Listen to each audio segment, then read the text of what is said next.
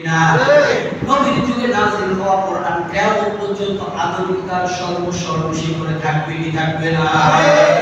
আপনি রাজনৈতিক প্ল্যাটফর্মে বলুন, দেশীয় প্ল্যাটফর্মে বলুন, আন্তর্জাতিক প্ল্যাটফর্মে বলুন, সামাজিক প্ল্যাটফর্মে বলুন, পারিবারিক প্ল্যাটফর্মে বলুন, যতগুলো সেক্টর আছে, জ্ঞান বিজ্ঞান দার্শনিক যতগুলো সেক্টর আছে, সকল সেক্টরে মহাগ্রন্থ আল কোরআন অল ঠিক কিনা? সবচেয়ে যুগ উপযোগী মহাগ্রন্থ আল কোরআন ঠিক কিনা?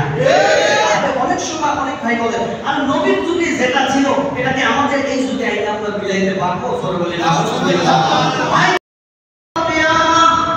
আল্লাহ রাব্বুল আলামিন কারণ যিনি কায়েম করে দিবেন, আল্লাহ রাসূল কিয়ামতের ভয়ে মুক্তাদর্শনের জন্য মানুষকে জানানোর জন্য, আল্লাহ রাসূল কিয়ামতের অবস্থানটা মানুষের কাছে পরিষ্কার করার জন্য সাহাবায়ে মাইনদেরকে বলতেছে আমাদের ইসলামের প্রতি দুর্বল বানাতে জোর বলে আমিন।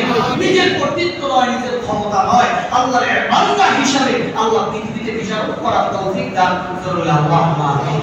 সুপরিচিত মুখ এবং পাগলা বাজার ব্যবসায়ী সমিতির সম্মানিত নবনির্বাচিত সভাপতি জনাব মাজহারুল ইসলাম মিঠুন ভাই, আপনাদের চ্যালেঞ্জ করতেছে মানুষ মাঝে নতুন টিকেও বলে মধ্যে নয়। উনি হয়তো তার রাজনৈতিক জীবনে চ্যালেঞ্জ করতে গিয়ে দেখা গেছে অনেকের সাথে সম্পর্ক রাখতে হয়েছে এলাকার সাথে, কিন্তু উনি তো আপনার আগ্রহে কোনো যোগ দেয়নি, একটি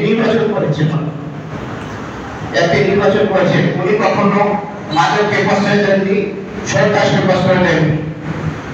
আপনারা দোয়া করবেন ওনার জন্য, ওনার যেন যে বিএনপি যে পরিষ্কার করেছে সেটা প্রত্যাহার হয়ে যায়। আপনারা যদি দোয়া করেন অবশ্যই এটা প্রত্যাহার হয়ে যাবে।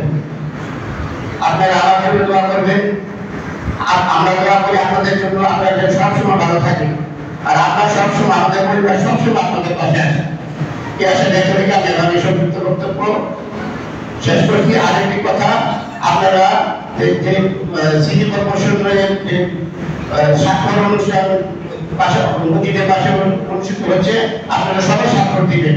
আপনারা যদি স্বাক্ষর দেন তাহলে সিটি কর্পোরেশনে হবে ইনশাআল্লাহ। যদি সবাই চান তাহলে স্বাক্ষর দিবেন, ইনশাআল্লাহ সিটি কর্পোরেশন হবেই হবে। এই দেশের পক্ষে আমি সংযুক্ত বক্তব্য শেষ করছি। আসসালামু আলাইকুম ওয়া রাহমাতুল্লাহ।